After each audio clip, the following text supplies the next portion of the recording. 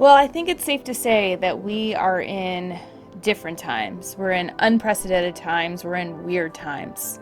Everything may look the same, but when we really look closer, everything is different. The way we work, the way we communicate, the way we get things done. Our routines are different. Our rituals are different. And that may be leading to us feeling more tired, more stressed out, and more burnt out. We may be adding to our stress by continuing to judge ourselves. But I want to give you this opportunity today for a little reset, for a routine reset. This isn't about giving yourself new goals. This isn't about giving yourself new expectations. This is about acknowledging what used to work in the past, what may be working now, and combining those efforts to create a new normal, a new way of being for you. And it's also an opportunity for you to let go of the things that maybe weren't working for you before. And you can also let go what's not working for you now. So there is a link for a worksheet called the Routine Reset. And I'm going to walk you through the worksheet and help you along if you have any questions. But this is an opportunity for you to get back in the driver's seat, to make decisions for you, to work on the things that you want to, and to let go of the judgment and the expectations and the methods that haven't been working for you. So the first question is to look at a very quantifiable thing. On a scale of 1 to 10, 1 low and 10 high, how effective do you think your routine is? So for me, this week I think I'm probably at like a 7 or 8. I got up around the same time. I didn't always shower at the same time. I kept my schedule of journaling every morning. I got my daily walks in. I ate dinner sort of around the same time, but I felt relatively energized and effective. If you're not feeling an 8, 9, or 10, let's look at it. What does that number mean to you? If you're currently on a Friday, which it is now as I'm recording this, and you're feeling really tired, how effective do you think your routine has been? This is not judgment. This is a baseline point of where to start from. So on that worksheet, go ahead and circle the number that best represents how effective your routine is on a scale of 1 to 10. Now, I want you to imagine that that number was 2 points higher. So if you were starting at a 6, that number is now an 8. Imagine that you're there. You're on an 8 level routine, or maybe you're at a 4, going up to a 6. What 3 things would be different? So what would be that end? How would you be feeling? What would be accomplished? So what 3 things would be different in your routine if you were 2 points higher and effective? Okay? So spend some time there. You can pause me, or you can keep listening and go back to the worksheet. Now I want you to think way back in our memory bank, and it feels like a month was maybe three years ago at this point. Every week feels like it's a month. But over the past year or two, what aspects of your routine were most effective? So for me, having a plan and a structure and things that are reasonable allows me to not just do them, but to track how much I do. I can also see when I go off my routine what was different that didn't allow me to do it. So if you're someone that's really motivated in the morning, take note of that. If you're someone who hits those siesta hours and needs kind of a break, or an espresso, or maybe a nap, take note of that. If you're someone who likes to collaborate to feel energized, if you're someone who likes accountability, take note.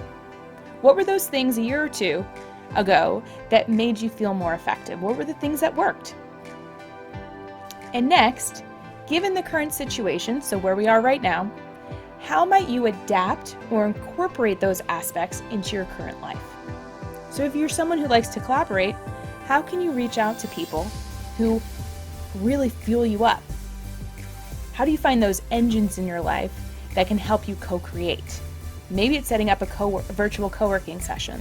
Maybe it's having a daily check-in for 5 minutes. Maybe it's just texting people. Whatever it is that you need, that you needed a year or two ago, can be adapted right now into our current situations. We may need to use technology. We may need to think a little more creatively. But I guarantee those core elements of what worked before can work for you now. So spend a little time on how you could bring those in.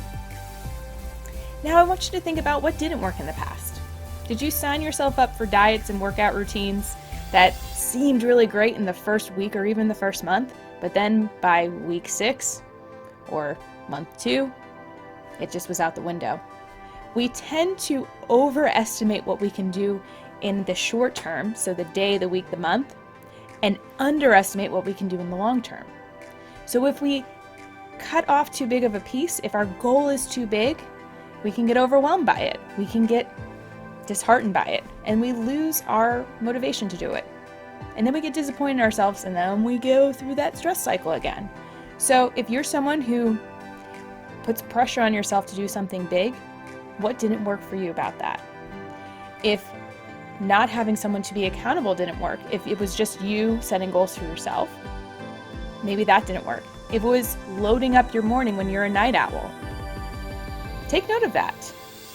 And think about those challenges that you had then of what didn't work and how you might address the challenges now. How much of a challenge are they now? So maybe time at home was a challenge. Maybe what didn't work for you is you didn't have enough time with your family. You got time with your family now, so how might you address it? If having structure in the morning, if your commute was a drag, if it was a disruption for you, guess what? We're not commuting now. So if you can think of those obstacles of the past being converted to actual points of structure or points of movement, and maybe even an advantage, how might they work for you? And then the bigger question is, what support do you need in making these changes? So if you think about what was really effective for you in the past, what support made them effective? We talked about accountability. Maybe it's celebration. Maybe it's having consistency and a tracking component to it. Maybe it's having a creative aspect. So whatever the thing is that drives you up, the thing that motivates you, the thing that keeps you on track, make a list of the things that you need to support you. They can be resources, they can be people, they can be plans, they can be environments. It can be anything you can think of. So make a list of the things that are necessary to support you on your quest. And then think about who you need to support you in making these changes. So who are the people in your life that keep you on track, that hold you accountable, that allow things to seem easier? Now, they're not doing the work for you, but they may be able to shed some insight, to shed some light on why things haven't worked. So I want you to tap into that whole Rolodex of the people in your life that can really show up for you right now. And I bet if you ask them, they may ask you to be a part of their journey. So for me, the people that I need to support me are my partner who I live with. I have coach friends who I check in with once a week and who I share ideas with and who I collaborate with and who I soundboard ideas on. I also have my mom who, you know what? Once a week we have our chat and I just download and she downloads and we're able to convert it.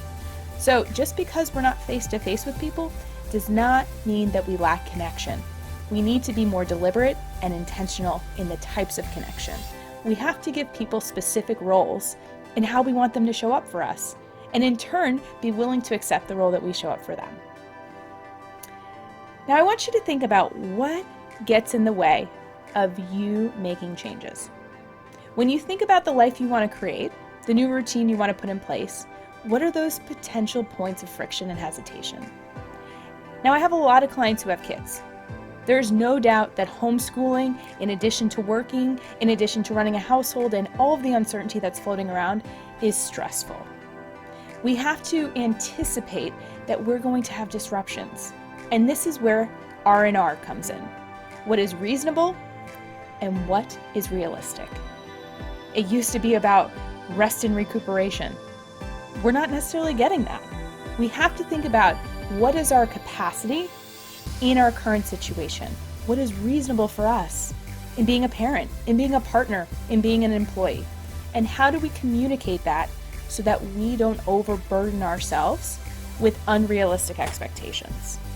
The more honest we can be with other people, the more it allows them to communicate. So we're not in the story and the stress of it. We're coming from a place of honesty and data and facts. When we have facts, we know what to do with them. We can create solutions, we can create plans. But if all we're doing is reacting from story to story to story, we're just going to have friction and conflict. So we have to look at those points of where can I potentially get knocked off course, and how might I express what I need and what others need in order to come up with a we-win solution. So I want you to think about 6 months, a year from now, looking back on this crazy time, on this uncertain time. And I want you to think about how you showed up, how you wanted to show up.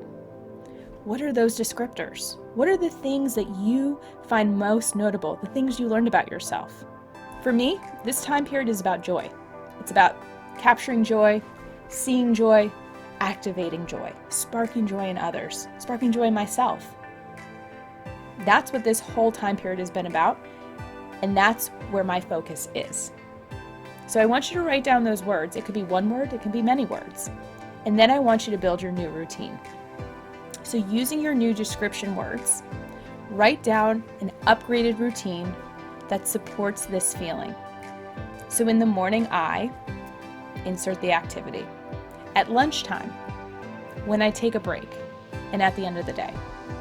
So in the morning, what sparks joy in me is journaling and capturing those moments of gratitude, those spots of joy that popped up the day before and even that morning. I start to focus on that vision, that expectation, that intention for myself. I set that framework to start to see through the lens of joy. And then at lunchtime, I get to look back on the day that I've had so far. And I get to eat a joyful meal, which seems so weird right now. But you know what? We can do whatever we want because this is the time we're in. And when I take a break, I recharge. I notice what I need. Do I need to take a walk? Do I need some water? Do I need a snack? Do I need to just decompress? We are all in emotional work right now, whether we know it or not. We're having different types of conversations with people. The customers we're talking to are under stress. Everyone is impacted right now. So we have to first take care of ourselves and build a routine that allows us to acknowledge what we need and to really honor that, who we want to show up as and how we show up for others. So at the end of the day, what do you do to close it out? How do you celebrate you honoring yourself and honoring those values? So this worksheet is available for download. Feel free to take a look, answer those questions, and if you need to schedule a routine reset, there's a link to do that. It's a complimentary 15-minute session with me to walk you through, to see if there's any blocks or any hesitation, and to really help to catalyze that positive shift and change within you. I hope you guys stay safe and well in all of these uncertainties, and that you make the change that you want to see in the world. I'm sending you all big virtual hugs, and I'm wishing you well. So keep being awesome, guys.